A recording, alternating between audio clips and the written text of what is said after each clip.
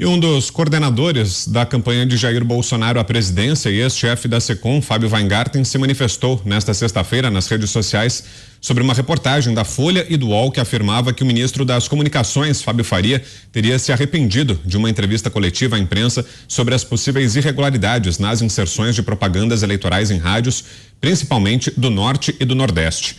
No Twitter, Weingarten afirmou, abro aspas, não há arrependimento em relação às denúncias apresentadas ou no que diz respeito ao pedido de recomposição das inserções. Apenas lamentamos que um tema técnico escalasse para uma discussão política na qual pessoas externas à campanha insinuaram o adiamento. Fechou aspas. No mesmo sentido, o coordenador disse que o PL, sigla de Jair Bolsonaro, sequer cogitou a proposta de adiamento do segundo turno das eleições. Abro aspas. Não há qualquer interesse em se discutir o adiamento das eleições, dentre outros motivos, porque sabemos que o presidente irá vencer a eleição nesse domingo. Esse sempre foi o meu entendimento e do ministro. Fechou aspas. Em nota assinada pela coligação Pelo Bem do Brasil, da qual também fazem parte o PP e o Republicanos, a legenda afirmou que boicotar o processo eleitoral nesse momento é um ato antidemocrático. Segundo o documento, o adiamento só beneficiaria o candidato adversário, referindo-se a Lula. Após denúncia de possível fraude na veiculação de inserções eleitorais do presidente em rádios, aliados de Bolsonaro pediram investigações sobre o caso, o que foi negado pelo Tribunal Superior Eleitoral. Você, Zé? Esse final é que é trágico, né? De uma decisão unilateral, o presidente do TSE, o ministro Alexandre de Moraes, não aceitou, mandou anular ou engavetar o pedido de investigação e deu uma invertida. Mandou para aquele inquérito esquisito do Supremo Tribunal Federal, das fake news, das milícias digitais, ou seja, vai criminalizar exatamente quem fez a denúncia e quem fez o questionamento ao Tribunal Superior Eleitoral. Foi um bom momento, porque inclusive mostrou como está insegura ali a organização da distribuição do horário de rádio e TV. Né? Foi uma lei aprovada no Congresso Nacional que mostra claramente o direito dos partidos e coligações, e isso pode não estar sendo seguido exatamente por falta de uma ação da Justiça Eleitoral, não só do Tribunal Superior Eleitoral, mas também dos tribunais regionais eleitorais, para você ter uma ideia. Agora, essa história de sentar e escrever, deve ter se arrependido, olhar e falar assim, olha, ele se arrependeu disso, porque acabou na rádio do pai dele, que estava entre as que foram denunciadas de que não houve a exposição, né, da propaganda. Não houve porque a Justiça Eleitoral não colocou à disposição das rádios. Pelo menos é o que está na apresentação do pedido de investigação. Sobre, Vitor, o pedido, a ideia de adiar as eleições, houve mesmo, né? Não foi uma proposta da campanha do presidente, não foi do presidente, não foi do Weingarten e nem do ministro Fábio Faria, mas houve no Congresso Nacional, inclusive, eu ouvi isso de ministro do Tribunal de Contas da União, dizendo, olha, desequilibra e em caso assim é possível se pensar na possibilidade de adiar as eleições. Mas não foi uma ideia e nem era a proposta inicial desta denúncia grave de que o horário eleitoral do presidente Jair Bolsonaro não foi seguido como deveria. Guerreiro. Olha, Vitor, eu nunca vi na campanha do presidente Bolsonaro ninguém falar em adiamento das eleições. Nunca vi, não vi ninguém, seja publicamente ou seja de forma reservada em conversas que eu tenha tido. Nenhuma pessoa sequer cogitou isso. Até porque, como eu disse agora há pouco, há um entendimento, há uma convicção que é respaldada, inclusive pelos números e os trackings internos, na campanha do presidente Bolsonaro, de que ele lidera a corrida nesse momento. Então você imagina o risco que não seria você colocar as eleições, mais 30 dias de discussão, mais 30 dias dessa loucura que nós estamos vivendo. Sendo que não são 30 dias de uma disputa isonômica, são 30 dias dessa corrida desproporcional que nós estamos vivendo. Onde eu volto a dizer, Jair Bolsonaro sobe uma ladeira íngreme e Lula desce uma rampa num carrinho de golfe com o Alexandre de Moraes como chofer. Isso não é uma disputa isonômica. Ora, alguém quer mais 30 dias disso? Alguém quer mais 30 dias de decisões arbitrárias do Tribunal Superior Eleitoral? Alguém quer mais 30 dias de censura? Essa questão das rádios é só uma das inúmeras parcialidades que nós vimos na condução desse processo. Ora, por que alguém iria querer mais disso dentro da campanha de Jair Bolsonaro? É exaustivo do ponto de vista físico, de recursos, psicológicos. Ninguém quer mais isso.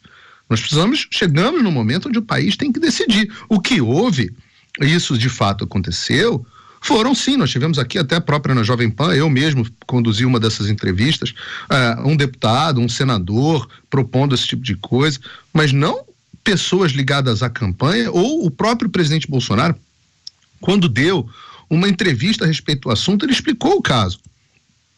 Ora, o que aconteceu foi, a campanha do presidente detectou uma fraude, o que ela entendia como uma fraude, detectou que estava sendo prejudicada com centenas de milhares de inserções no rádio, um veículo fundamental que atinge uma camada decisiva para o processo eleitoral.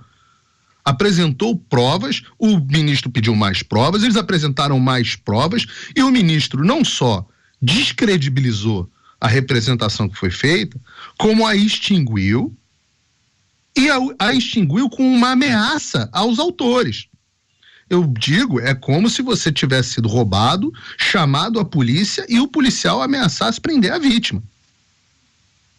Agora, eu não sei de onde é que essas pessoas, no caso, Mônica Bergamo, a jornalista que assinou essa reportagem, da Folha de São Paulo, mesmo a Folha de São Paulo do Grupo UOL, mesmo o Grupo UOL que já apregoou a censura à Jovem Pan de forma tão veemente, que já pediu, inclusive, que o YouTube, promoveu que o YouTube restringisse o nosso alcance, o mesmo Grupo UOL que em todos os momentos de censura da Jovem Pan não deu um pio de reclamação, a mesma Mônica Bergamo, que rainha das fake news, eu não sei de onde ela tira esse tipo de coisa.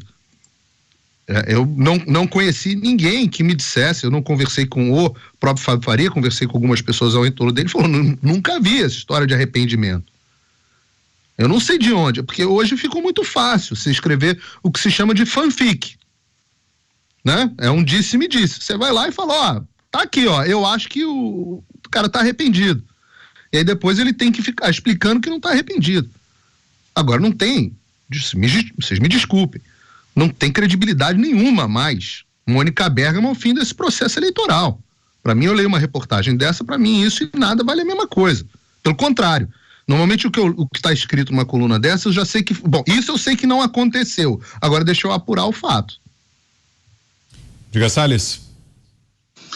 Veja, essa história de arrependimento, não arrependimento, é o que menos importa. O fato concreto é que houve uma sub-reprodução, uma diminuição da quantidade de inserções da campanha do presidente. Se foram 100 mil, 90 mil, 10 mil, 15, 4, não importa.